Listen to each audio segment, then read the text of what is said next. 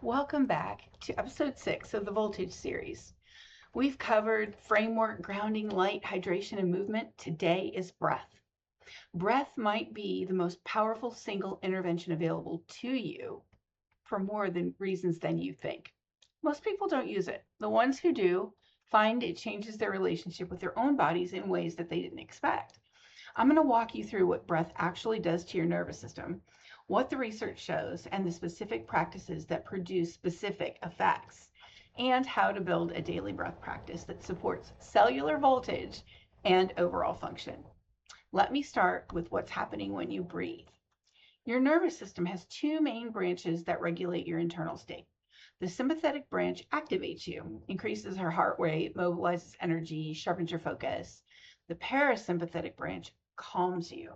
So this supports digestion, repair, and rest. Both are necessary. The body needs to be able to shift between them as situations require. But modern life pushes more people towards chronic sympathetic dominance. The pace, the stimulation, the constant low-level stress, the screens, the lights, the demands. Most people walk around mild fight or flight all day long, every day. The parasympathetic shift that should happen multiple times daily doesn't happen at all, and this has real costs. Cellular repair happens primarily in parasympathetic states. Voltage maintenance happens in parasympathetic states. Digestion, immune function, hormonal regulation, all of these require parasympathetic time. Chronic sympathetic dominance produces the constellation of conditions that modern medicine treats as separate problems, but which they're actually just one underlying issue. The vagus nerve is the major route of parasympathetic activation. It's your 10th cranial nerve running from the brainstem down through the body, connecting to the heart, lungs, gut, other organs. When the vagus nerve is active, the body shifts towards parasympathetic dominance. And here's the important part. Breath is one of the most direct ways to activate your vagus nerve.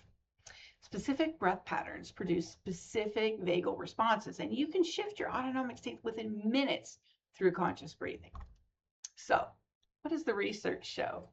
Slow breathing research is one of the most robust areas in stress physiology. Studies consistently show that slow breathing, typically defined as 6 or fewer breaths per minute, produces measurable changes in heart rate variability, cortisol, blood pressure, and inflammatory markers. Heart rate variability is the measure most directly relevant to voltage and overall health. And we'll call it HRV to make it simple. HRV is the variation in time between heartbeats. Higher HRV indicates a healthy, responsive nervous system that can shift between states as you need it to. Lower HRV indicates a stuck system that can't regulate properly. Slow breathing increases HRV. This happens within minutes of starting practice, and it accumulates with regular practice. Higher HRV scores are associated with better health outcomes across so many measures. Specific breath patterns produce these specific effects. So listen carefully. Slow nasal breathing, nasal, not through the mouth, with extended exhales most reliably activates parasympathetic states. Box breathing, I'm sure you've all heard of that. Equal inhale, hold, exhale, hold, produces balanced regulation. Faster breathing patterns can activate sympathetic states intentionally, which can be useful for some situations. The Wim Hof Method involves a specific pattern of rapid breathing followed by breath holds. And the research on this is interesting. Studies show effects on immune function, inflammation markers, and stress resilience. The mechanism is different from slow breathing, though. Hof's method appears to work through controlled stress that strengthens regulatory capacity. For voltage and foundational health, slow breathing with extended exhales is the foundational practice. The more activating breath patterns have their place, but build on the foundation of being able to access parasympathetic states reliably.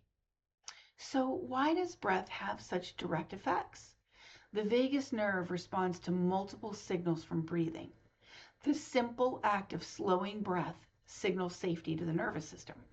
The body interprets slow breath as evidence that danger is not present. So fast, shallow breathing signals threat, and the body uses breath as one of its primary inputs for assessing whether it's safe, safe to relax or not. Extended exhales specifically activate the vagus nerve because exhalation involves vagal motor neurons.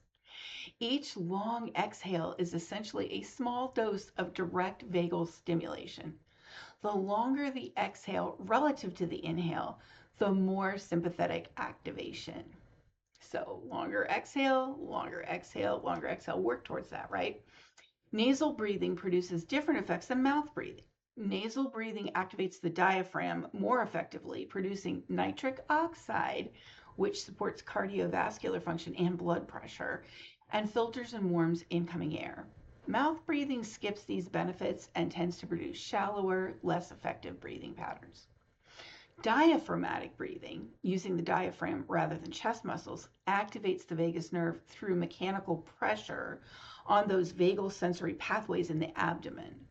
Chest breathing doesn't produce this effect, so the most effective breath for autonomic regulation is nasal, slow, diaphragmatic with extended exhales. This combination provides multiple simultaneous signals to the nervous system that you're safe. Let me give you some specific practices. The foundational practice is what I call simple slow breathing. Inhale through your nose for a count of 4. Exhale through your nose for a count of 6 or 8. The exhale is longer than the inhale, and breathe into your belly rather than your chest. Your abdomen should expand on the inhale, contract on the exhale. 5 minutes. That's 10, right? 5 minutes of this practice produces measurable effects. You can do it anywhere, at a desk, in a bed, in a parked car, during a difficult moment, and no one needs to know you're doing it. For more structured practice, box breathing involves equal counts on each phase. 4 counts in, 4 counts hold, 4 counts out, 4 counts hold. This produces balanced regulation rather than purely parasympathetic activation. You can use this for moments that you need both calm and clarity. For sleep, specifically 4-7-8 breathing has been popularized by Andrew Weil. So you inhale for 4, hold for 7, exhale for 8. The very long exhale produces strong sympathetic activation, and that's useful for transitioning into sleep. For more advanced practices, you can use alternate nostril breathing, which has been used in yoga traditions for centuries. The mechanism likely involves balancing the 2 hemispheres of the brain through differential nasal activation, although the research is less clear on this. For activation rather than calm, the Wim Hof Method involves 30 quick deep breaths, followed by exhale and breath hold for as long as comfortable. Then deep inhale, and hold for 15 seconds. 3 rounds, and you're done. This produces stress, but it's stress that strengthens regulatory capacity. But it should be done seated or lying down because the breath holds can produce lightheadedness. So how do you build a sustainable breath practice? The challenge with breath practice isn't difficulty. The techniques are simple. The challenge is consistency. So most people learn a breath practice, they try it once or twice, find it useful, and then don't continue. I don't have time. Okay, everyone has 3 minutes. Just do 3 minutes. But if you do it every day, you're way ahead of the person who does it for an hour twice a week. True. A few principles help with consistency. First, anchor the practice to existing routines. So don't try to find a new time slot. Just add it to something you already do. Do it while you brew coffee or when you're taking a shower. Box breathing while you wait for your emails to load. Anchored practices are more reliable than scheduled practices. And start small. 2 to 3 minutes daily is better than 15 minutes weekly. Once your 2 minutes is automatic, you can extend it to 5. Build gradually rather than ambitiously, and use specific tools if they're helpful. There are plenty of apps out there. Othership is one, Breathwork, Headspace.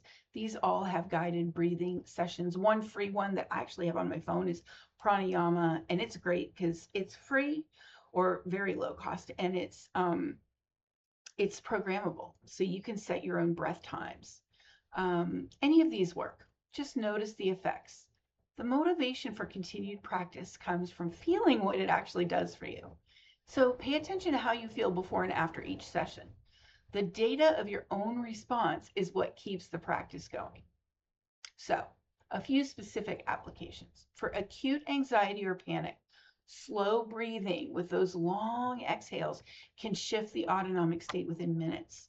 When the spiral is starting, as soon as you feel it, before it takes over, conscious slow breathing can actually interrupt this. For sleep onset, 478, or simple slow breathing in bed helps the nervous system transition to sleep. Many people with sleep difficulty find this single practice helpful.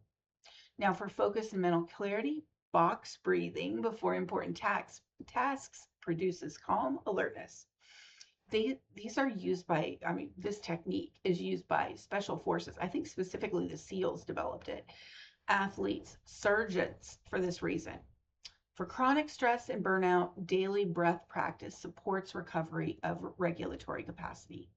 People with depleted nervous systems often need to rebuild their ability to access parasympathetic states. Daily practice rebuilds this capacity over weeks and months, and it works because I can tell you this from my own experience.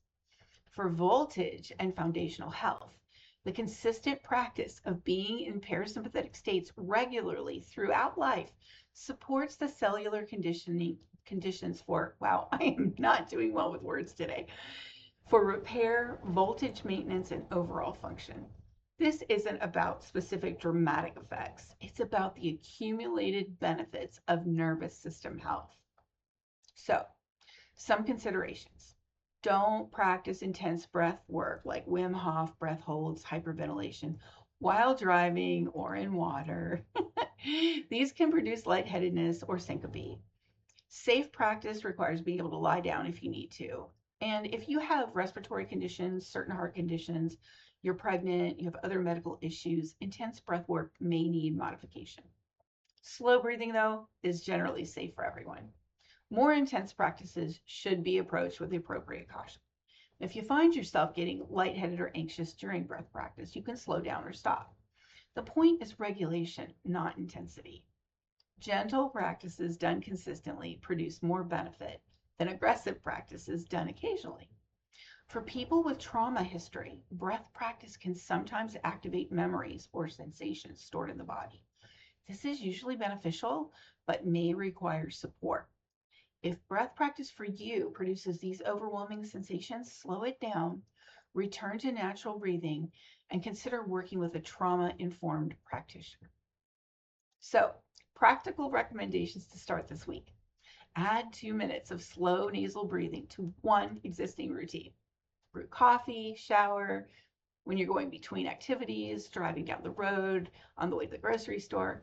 5-second inhale, 8-second exhale through the nose, or 4-6, or whatever is comfortable for you.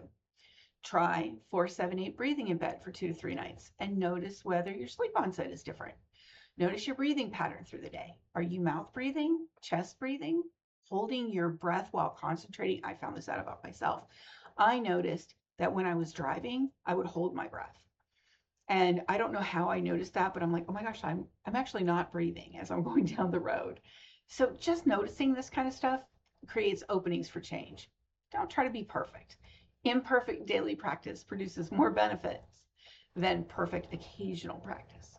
So next week, we're going to cover sleep as voltage restoration. Sleep is where much of the bioelectric repair work happens.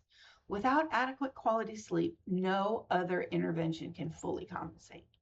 The sleep story is foundational and worth its own episode. For now, breathe. Slow your exhale, use your nose, activate your vagus. Your nervous system has been waiting for you to remember it. Thanks for being here, and I'll see you next time.